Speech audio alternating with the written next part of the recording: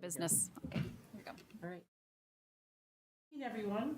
Thank you for coming. It is 7 p.m. and I call the November 28th, 2022 regular school board meeting to order. Please rise for the Pledge of Allegiance. I pledge allegiance to the flag of the United States of America and to the republic for which it stands, one nation under God, indivisible, with liberty and justice for all. I know it's Brian Wolpat, would you please call the roll? Jennifer Deek. Here. Maggie Smith. here. Gary Dunlop. Here. Chris Lau. Here. Bridget Todd Robbins. Excused. Brian Wopat here. Barb Wench. Here. Alan Fox. Excused. With 6 of the 7 board members present, I declare a quorum. I note that the agenda has been posted, distributed, and sent to the local media. With this in mind, are there any changes to the agenda? I would entertain a motion to approve the agenda as published. So moved. Yep. Okay, thank you. Second? I'll second. All right, Brian has moved and Chris has seconded to approve the agenda as published. Any discussion? Hearing none, all those in favor of the motion to approve the agenda as published, please signify by saying aye. Aye. Those opposed, please signify by saying nay. The motion to approve the published agenda has passed. And just double checking. Okay, we have no public participants tonight. Moving on to the district administrator's report. Dr. Miller. All right, good evening. I have 2 items tonight that you'll find in your packets. One is all of our after-action reports, and then the police liaison report. As far as the after-action drill reports, each year annually, we're required to do a school violence drill. And this year, in all of our buildings occupied by students, they did what was called the lockdown drill, which is a way to practice and help improve safety within our schools. Other drills are also completed throughout the school year, and as a leadership team, we'll review how they went and look at ways that we can better improve them. So that's the district administrator report. Thank you. Okay, moving on to recognition and thank yous. Dr. Mueller. All right, I'm glad all the students are here tonight because my one recognition tonight is for our communication specialist that many of you know, Mr. Udell here sitting up in the front. I don't know, some of you might know, and some of you have worked with him with your work with the school store. He actually won several awards at the Wisconsin School Public Relations Association Fall Conference and received an actual George Tipler Scholarship to continue supporting his school public relations learning. But he walked away with 5 state awards at one conference. It's probably a record. And these were for videos he did. One was the CTE month video, the Kids Talk series that many of you are aware of. And then also the Holmen High School Ninja Warrior course video that was produced. And so we thank him for his service and getting all of our great stories out in the community. And thanks to him, we even have our school district Instagram page. So all of you students will know when school closings are much sooner, right? Hopefully. Okay, so I just want to thank you for all of your work and continue in doing a job with our communications. So let's give him a round of applause.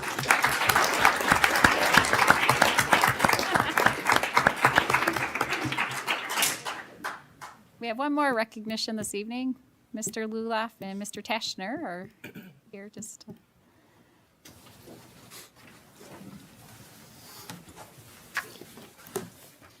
We need to come up with like a tag team name for the 2 of us when we get to talk together. Right. I think I decided to go first, right? You did.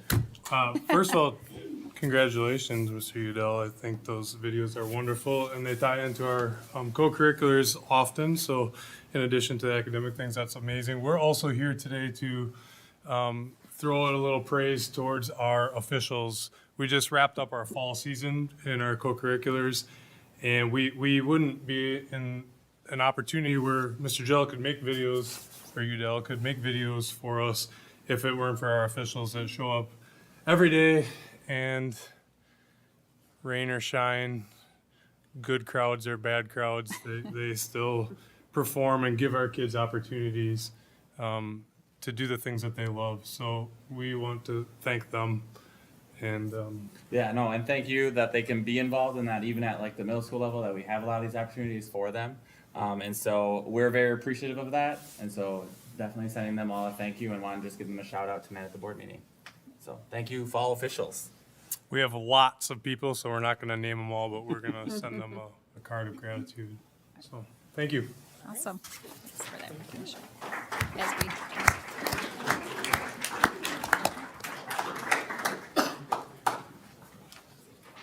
All right, moving on to reports and discussion. Item 9.1. Members of the Holmen High School entrepreneurship class will now present on this year's model store, the Chalet. This item is for report only.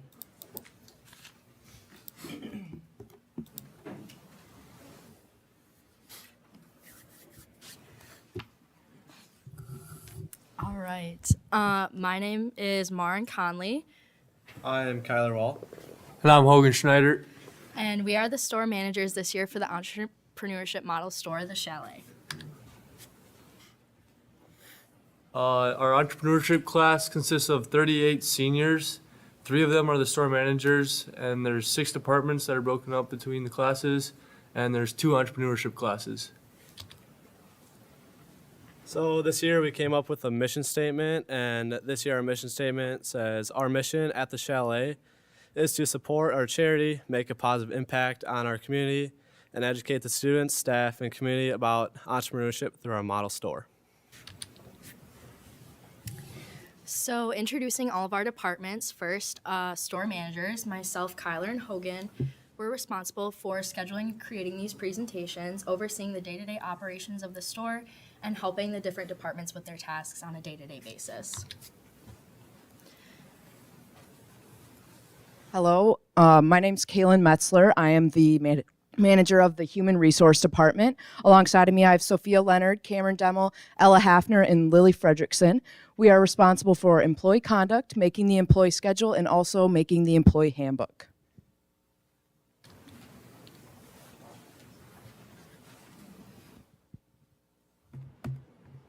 Hi, my name is Annabelle Reitzel. I'm the manager of interactive media, and on my team I have Kayla Allen, Emma Anderson, Aubrey Olson, Peyton Adkins, and Chase Lutz. And together we create the social media accounts for the Chalet. We design all the social media posts that you may see on our Instagram or our Facebook, and we also create the basketball and hockey promotions.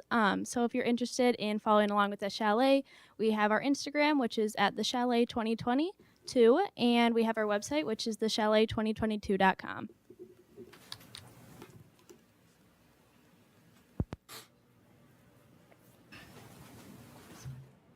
My name is Emily Nelson. I am the department manager of operations.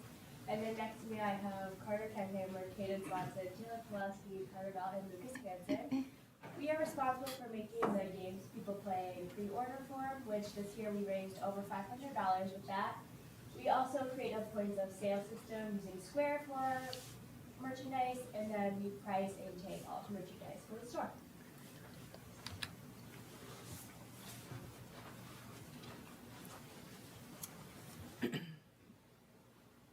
I'm Keaton Bresky, and I'm the manager of sales. And in my department, I have Cameron Contour, Gavin Alaska, Connor Gospin, Jackson Rhodes, and Lachlan Min. As a sales department, we are tasked to fill the store with vendors and get merchandise to put in the store and create the vendor agreement. So far this year, we have 22 vendors to fill up our store.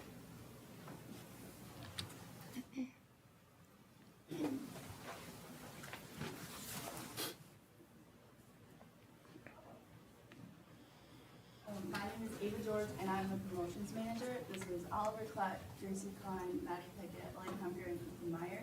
And we are the promotions department, so we handle all of the promoting for the event in the store. We do display cases, bulletin boards, flyers, posters, invites, magnets, and we also handle the grand opening. We plan everything along with that and all the events. So that'll be on December 14th at 6 p.m. in the hall.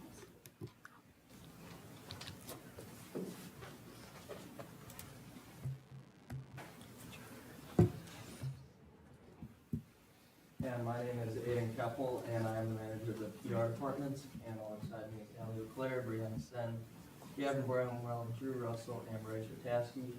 And we were responsible for acquiring the naming rights from Quick Trip, calling and receiving all of our sponsorships for the store, and creating and managing our silent auction.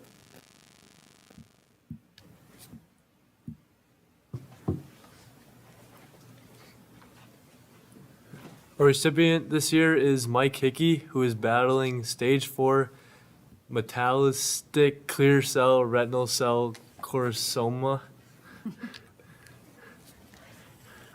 A little bit more about our recipient. Mike Hickey is a local community member. He's been battling cancer for over 10 years. His treatments cost him tens of thousands of dollars each month, but he's been unable to work following his diagnosis. He misses doing the things he loves, like hunting and fishing, but he enjoys spending time with his family, including his 2 daughters and his soon-to-be grandchild. So we are proud to support Mike Hickey and his family this year, and our goal as a store is to raise over $15,000 for him and his family.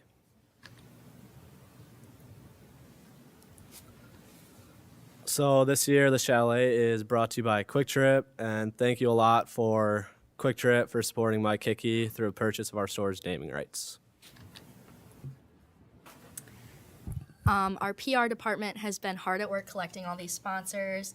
So you can see we have 3 different levels of sponsorship. We have Festival Foods, Edward Jones, Bean Juice, The Crow, Howie's, Midwest Lifestyle Properties, Courtesy Corporation, Rose Now Construction, Firefighters Credit Union, Mississippi Valley Driving School, Lohman Family Dental, The Insurance Center, Kuyak Orthodontics, Milwaukee Burger Company, Stella Jones, Ultra Federal Credit Union, and Nelson & Associates.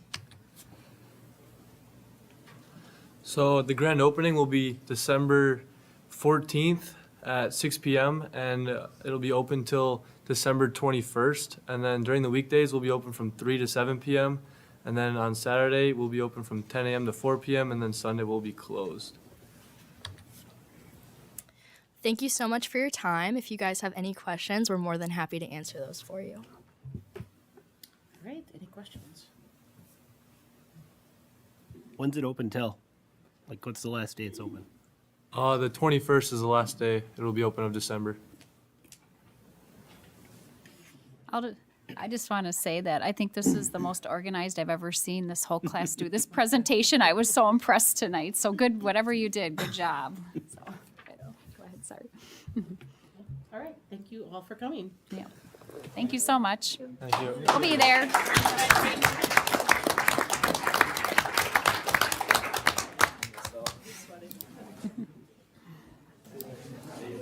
Oh, wait, we got DECA officers next. Yes. Oh, they could stay for their friends.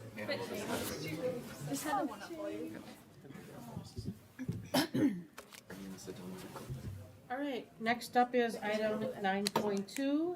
DECA officers will now provide the organization's report to the board. This item is for reports only.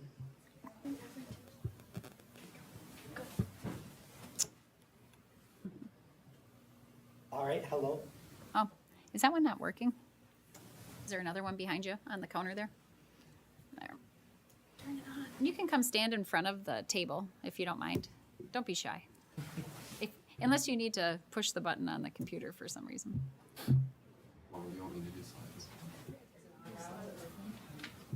The light is green, so I'm Oh, gonna there you assume go. that works. Just hold it close to your mouth. Yep. Okay. Perfect. Thanks. So my name is Maren Conley. I'm Keaton Bresky, and I'm one of the co-presidents this year. I'm Ellie Euler, and I'm the VP of Career Development. I'm Annabelle Reitzel, and I'm the VP of Marketing. And I'm Cameron Demmel, and I'm the VP of Leadership.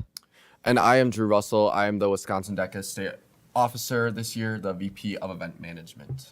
And then we have our 3 advisors, Miss Bresky, Miss Hesselberg, and Miss Osgood. Some highlights of our DECA chapter. We were established in 1974. We have 475 student members, which makes us the largest DECA chapter in the state of Wisconsin, as well as the 8th largest DECA chapter in the nation of 2022. We offer several different classes related to marketing and business concepts, advanced marketing, sports and entertainment marketing, entrepreneurship, and market research. We provide students with civic, social, and leadership activities. Some activities that DECA does are breakfast socials, chapter meetings. We did a senior homecoming meal this year We did a co-ed volleyball tournament. We do a corn maze. We do a trip to Mall of America. And then every 2 years, they take a group of 40 kids to New York City, competition prep sessions, and then we have our district, state, and international competition. Our conferences this year, our district conference, where we had 32 students from our 32 students last year, was on Saturday, January 7th, 2022 at UW Stout. We have 4 prep sessions that are held to prepare students for it. Our state conference that we had 24 students at last year will be February 22nd to 24th, 22 in Lake Geneva. And our international conference, we had 15 students in. It was April 22nd to the 26th in Atlanta, Georgia. And then this year, our district conference is on January 7th at UW Stout. Our state conference is on the 26th of March, our 26th of February to March 1st. And then our international competition is from April 1st to the 26th in Orlando, Florida this year. So some of our DECA chapter campaigns include membership, community service, ethical leadership, advocacy, Gold Chapter, and the Impact Video.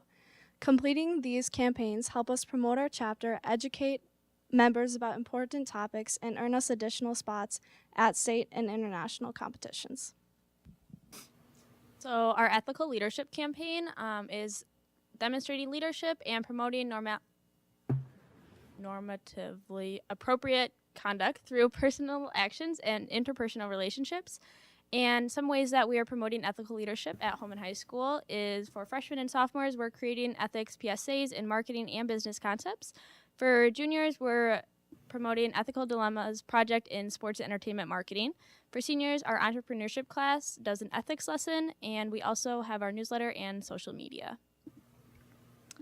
Speaking of social media, we have an Instagram, Twitter, and a Facebook, which is DECA Holmen, where you'll be able to find updates about what we have going on for students and our prep sessions. In addition to that, we also have a few community service activities that we do throughout the year to help better the community as a whole.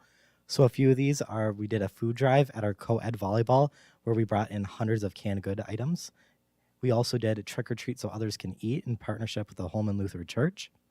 We did our coat drive where we brought in lots of coats from across all the schools. We did our Dancing with the Sports Stars event where we raised thousands of dollars for the Lee family. We have our entrepreneurship model store, which we talked about in the previous point on today's meeting. And we also had our senior citizen homecoming breakfast, where we gave breakfast to about 50 seniors in the community. So this is all possible thanks to our sponsors that DECA has. So in addition to the Ultra, one of our biggest sponsors, we also did a Packer raffle ticket in the fall. We do a flower sale in the spring. We do our homecoming shirts sale. We do the school store and other vending opportunities. And once again, Ultra, with all they do, helps us fund our activities that we try to put on and that we have done throughout the year. So just to thank some of our sponsors, once again, we have 3 levels of sponsorship here. You can see our diamond sponsors, Ultra, Mallory Graw Photography, Lohman Dental, Holmen Business Association, Games People Play, and Cinderella Carriage. And then our gold sponsors, State Farm, Features, Festival, Andy's Main Street Auto, Coons RV, Toppers Pizza, and WNB Financial. And then our blue sponsors, KB Services, Park Bank, Alpha Company Roofing, Optical Fashions, and Kuyak Orthodontics. Some of our school year events this year, we do one DECA project or competition meeting each month.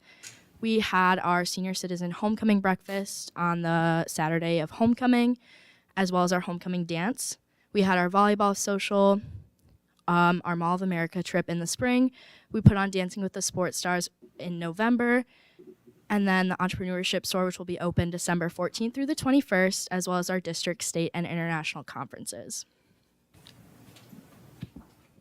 The Maroon Mug, we partnership with the special education at the school to work the Maroon Mug, and it's in between special education students and the marketing students work together it's a coffee shop that's sold during lunches to students. It's a school-based enterprise and it's gold certified through our DECA. It's a written project for our DECA project, and it just recently reopened following COVID, and it's in the new space in the school store.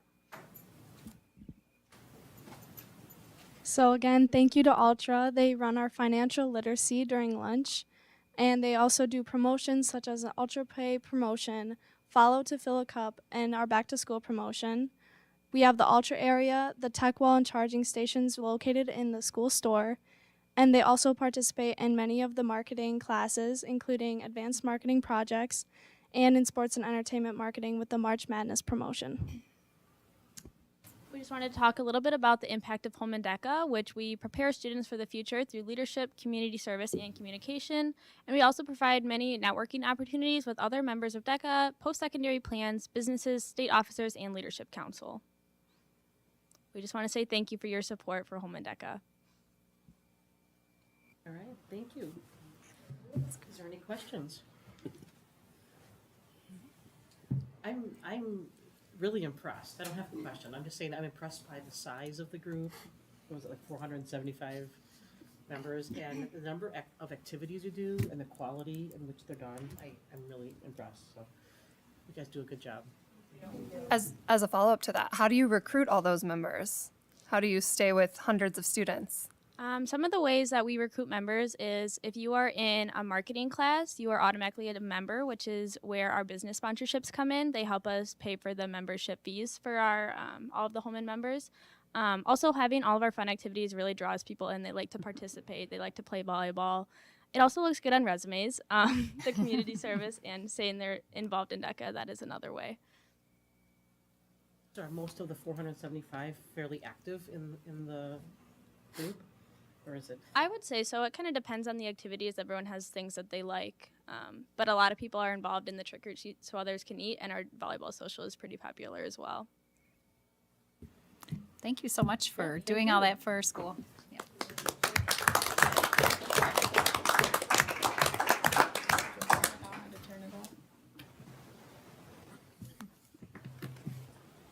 All right, moving on to item 9.3, Executive Director of Instructional Services Kim Edwards will present on the 21-22 district and school state report cards. This item will not appear on a consent agenda.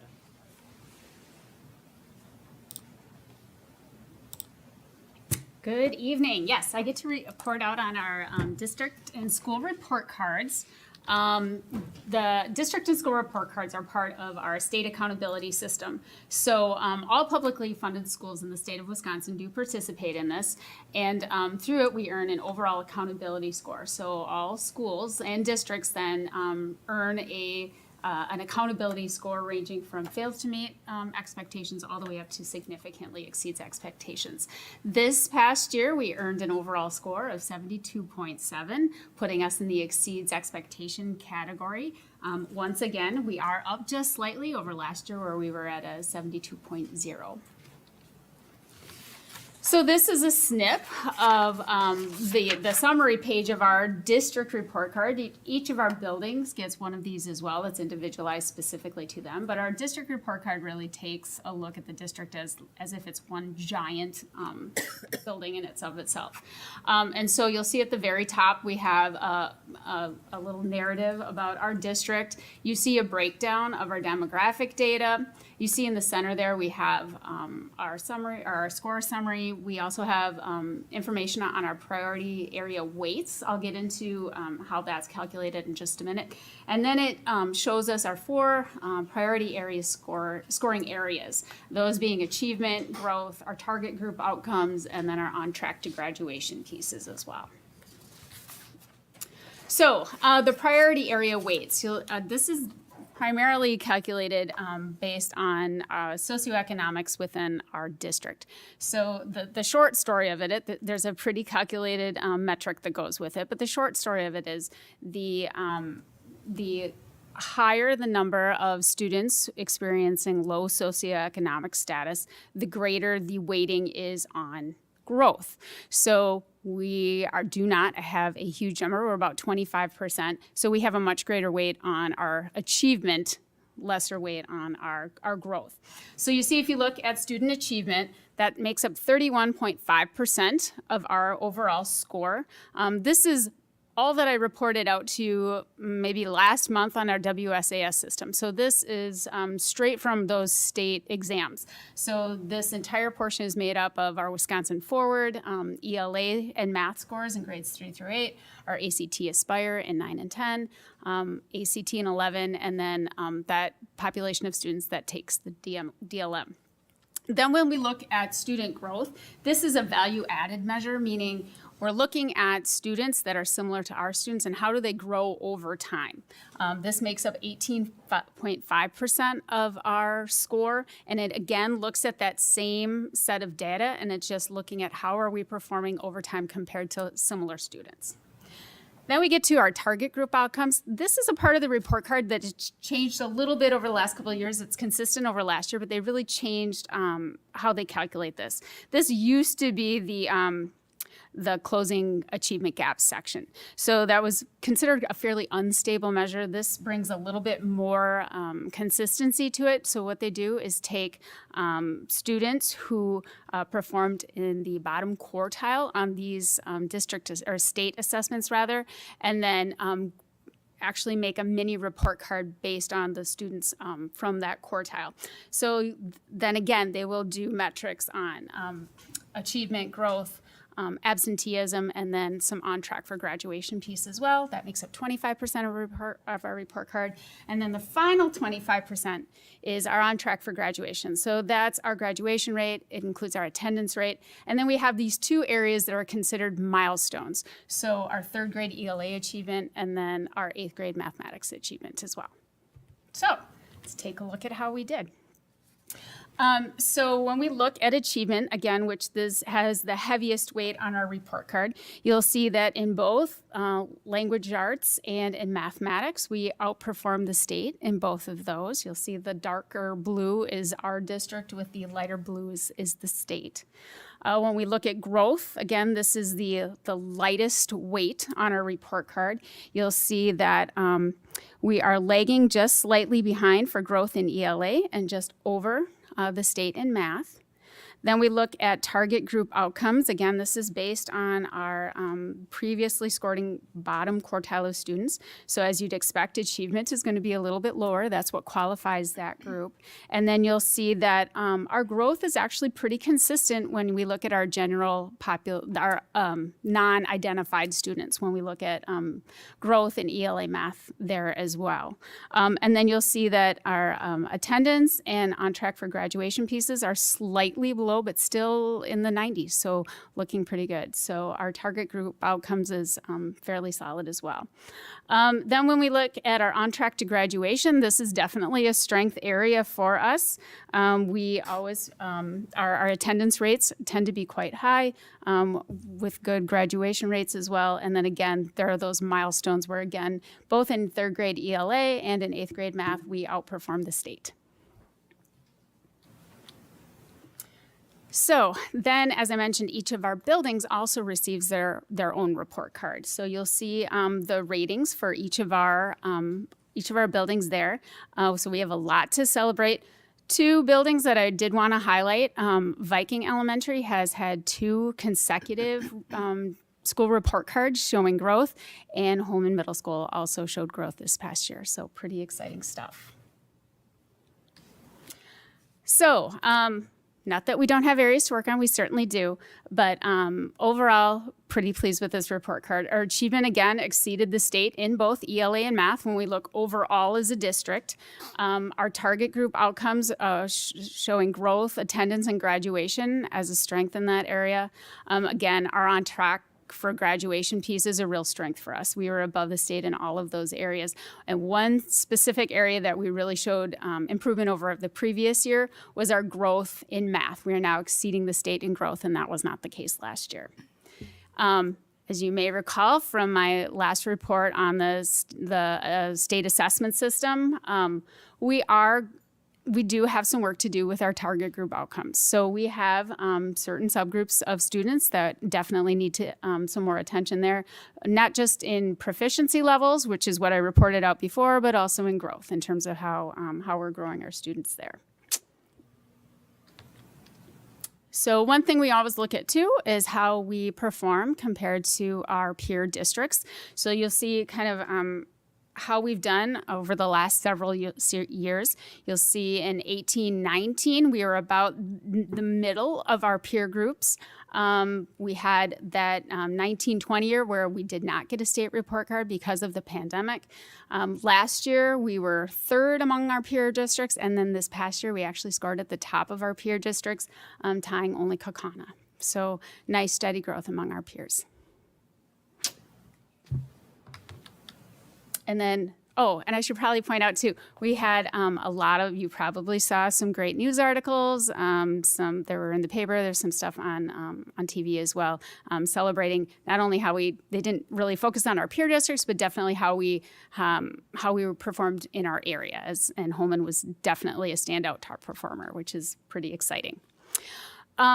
As I said, this is all part of the DPI's Office of Educational Accountability. So there are some statutory pieces that we have to take care of.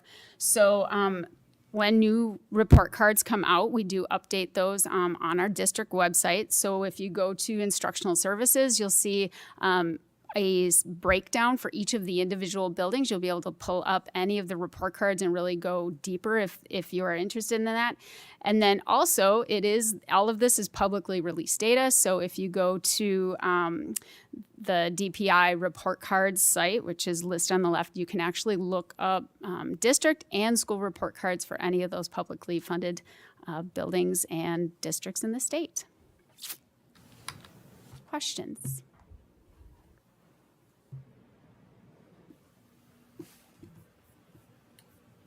So where online was this information on our district website? Or on So if you go, there's a couple places. So if you go on our district website, if you go under instructional services, we have an entire section that's just on state accountability in our report cards. So you'll see one of the first slides I had on our report, there was a snip of what's just the top summary page of the report. If you click on the links that are on the instructional services webpage, it's about a 4 or 5 page document that really gets into more of the subgroup data, that kind of stuff. So you can take a much deeper dive, not only in our district, but each of our individual buildings as well. And then if you're curious about buildings or districts around the state, you can go out to DPI on their report cards section and do some looking out there as well. Okay, thank you. Mm-hmm. Any questions? Chronic excuse me. Chronic absenteeism, that's like an inverse. I'm guessing only like 6.4%. Mm-hmm. So it's kids who, Jill, can you remember what the percentage is on that you have to be considered chronically absent? Usually look at 18%. 18%, yeah. So the good news is the vast majority of our kids have really good attendance. So is it 18?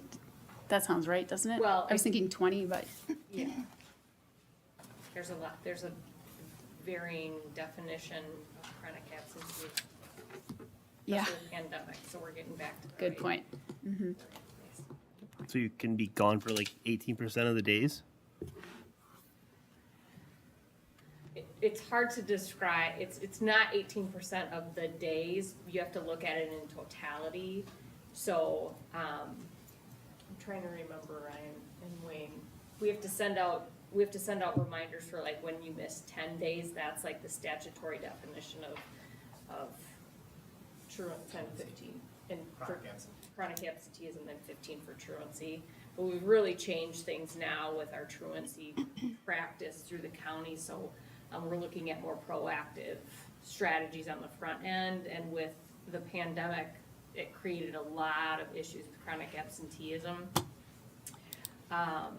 And so it was hard for us to calculate actually how much. So I'm not even sure, like from a chronic absenteeism structure from the pandemic, if we could even assess that, because when we put things in under quarantine, that wasn't even put into these numbers. So like if you look at La Crosse's numbers, they're astronomical. They had many students out, and I don't even think that was including their quarantine numbers either. So some of this is just coming out of the pandemic, but so we don't have a lot of issues with truancy in our district or chronic absenteeism. But we're really trying to do is work on that with our students and our families to understand the importance of being at school, not just the statutory definition of how many days you're gone. That was a lot. Super clear, right? Yeah, got it. Outside from soccer. Right, any other questions? All right, thank you. Thank you. All right, moving on to item 9.4. Sorry, no. I'm gonna have to go back and Executive get some. Director of Student Services Jill Mason will present for approval on tonight's consent agenda the staffing update, Evergreen Special Education Assistant. All right, so I think at the last meeting, Dan Garrett was here talking to you a little bit about our need for additional van drivers in the district. We've had a lot of transfer students from a lot of different places, different states, and different local districts as well. One of our buildings, Evergreen Elementary, has had 9 transfer students as of today, actually. And by 9, I mean 9 students with special education needs. So they've had lots of transfer students, but 9 with special education needs that would require like one-on-one or additional adult support. We've had some kids that have just started coming back after pandemic that have been homeschooled for the last 2 to 3 years with autism, some with other different types of disabilities. So we are really in need of some additional support in that building, so we're asking for another educational assistant to help us out. Questions? Is one enough? We're going to start there. We're also looking at some just other different options with some different sub positions and reworking some different things. They're not the only building in the district that is dealing with an uptick in the number of students either transferring or qualifying for special education right now. So we're really trying to look at these different pockets in a way that's kind of all-inclusive rather than just automatically going to ask for more staff. So we're going to try to start there.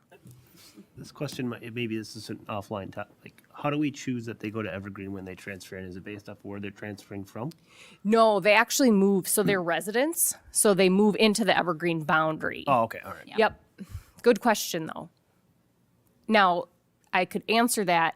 If they transfer in and we don't have enough space, then that might be another conversation. If they're in a what's called a universal place within the district where they could go to, say, Viking or Evergreen, something like that. But usually we know pretty well which boundary they fall into. Yep. All right, any other questions? No, I was just going to mention each year, and it will be coming up again in January, we distinguish what we can allow for open enrollments. So these students actually are all students that have moved into our resident district.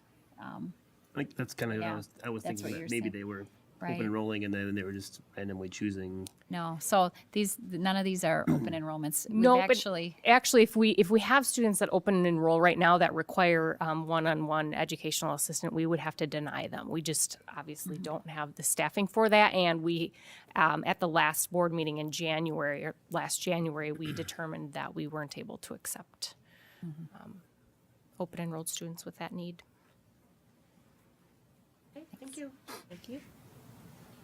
I don't know what you need. Moving on to item 9.5, Executive Director of Finance and Operations Julie Holmen will now present on the Oak Grove bids and recommendations. This item will appear on tonight's consent agenda. Good evening. I think I have some exciting news tonight, so I hope you guys also agree. On October 7th, we put the Oak Grove School back out for bid. We attempted this last year and did not, we received one bid last year and declined that offer. But this is in regards to the sale of 2 parcels out at Oak Grove on the prairie. It's in the town of Onalaska. Parcels 10-14-76-0 and the adjacent parcel 10-15-090, totaling 5.1 acres. The school itself is about 18,000 square feet above ground and 1,600 feet of basement and many different years of build on that school. This school has been vacant for a couple of years since we moved our ACE Academy into the Boys and Girls Club here in town. So bids were due on November 11th, and we received 3 this year. Several tours.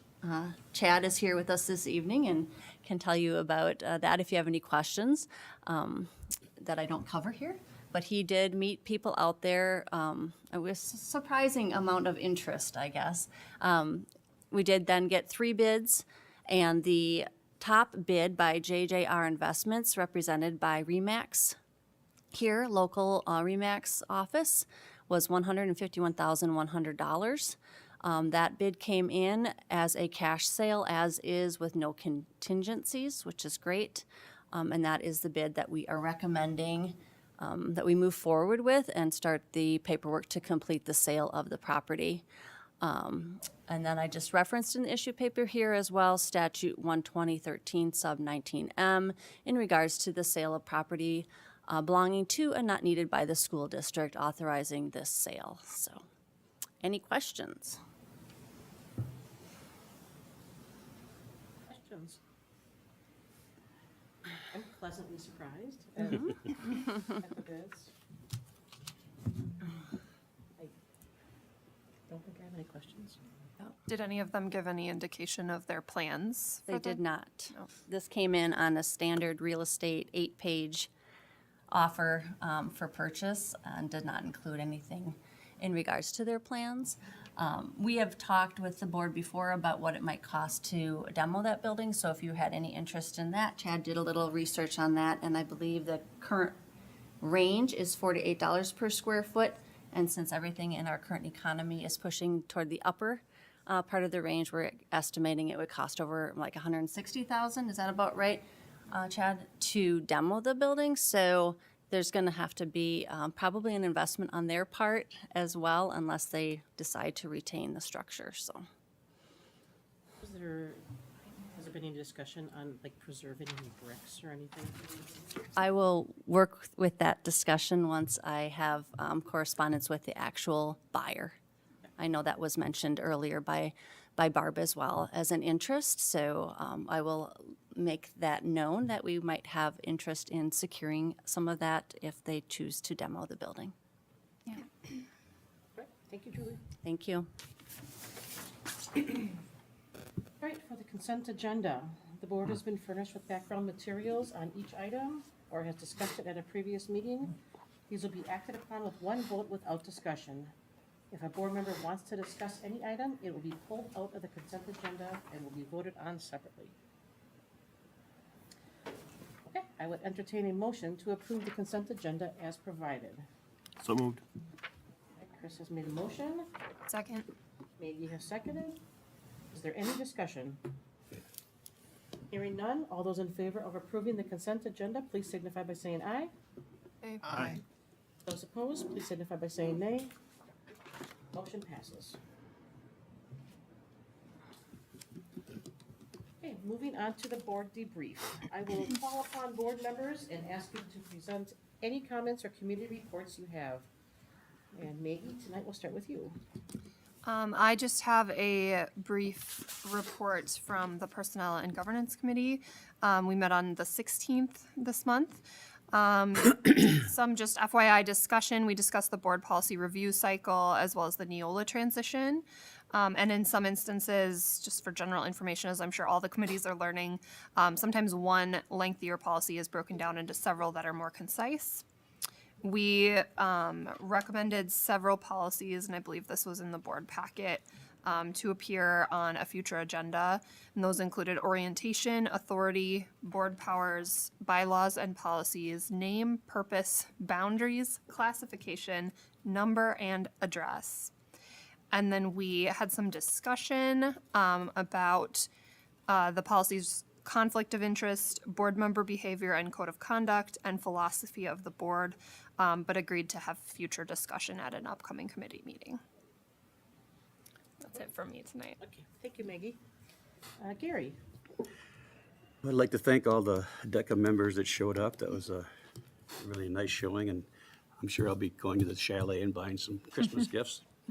And a great state report card, and thank you guys so much for working so hard on that and making such great improvements. It's nice to have those numbers, and it makes me really proud that we're doing so well.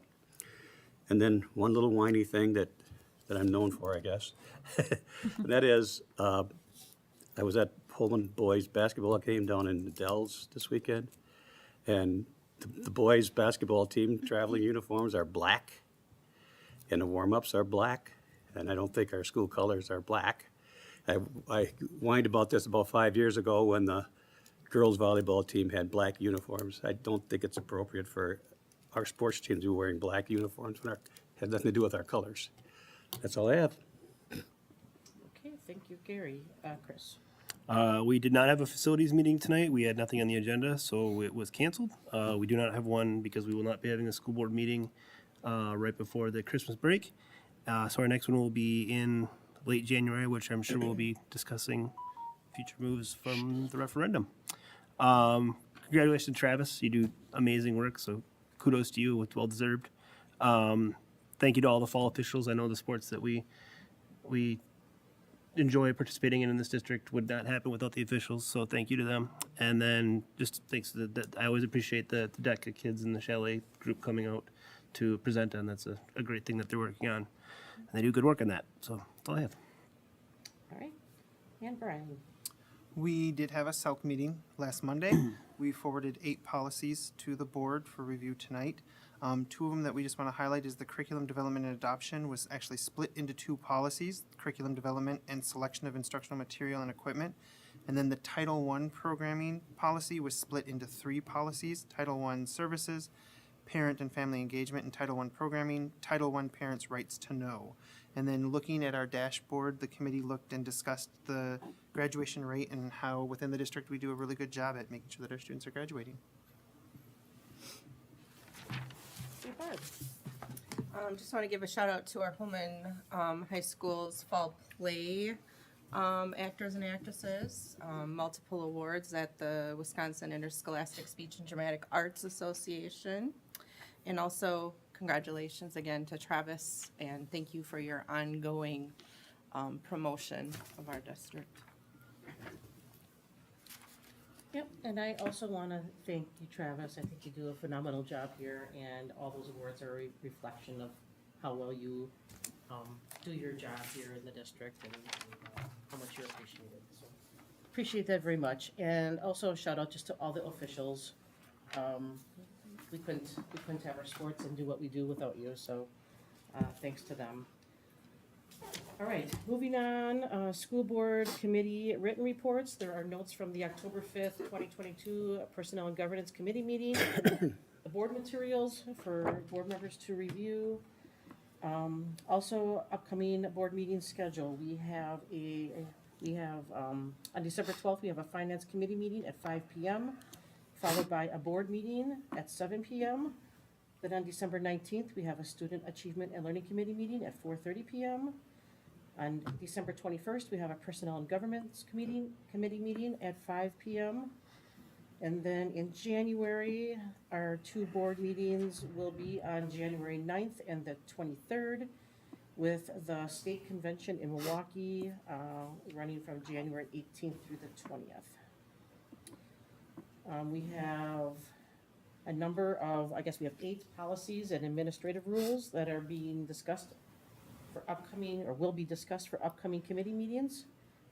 So those are all in your board packet, so please review those.